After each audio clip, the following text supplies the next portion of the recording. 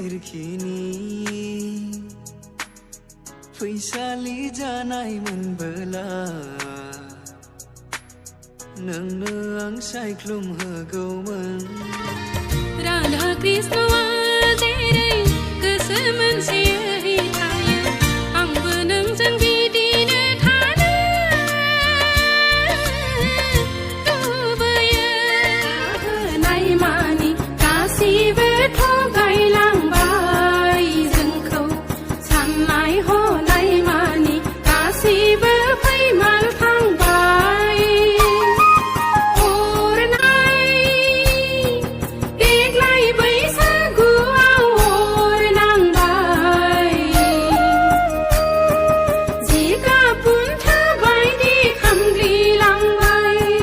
देग्लाय नों नोंनि बारसेफ्रामि गेवलां गेवथां गोसो गोरबो